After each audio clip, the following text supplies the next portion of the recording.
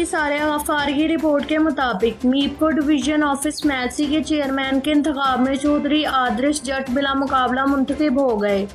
उनके बिला मुकाबला मुंतखब होने पर मुलाजमीन, दोस्त, अहबाब और समाजी हलकों ने खुशी का इजहार करते हुए उन्हें मुबारकबाद पेश की।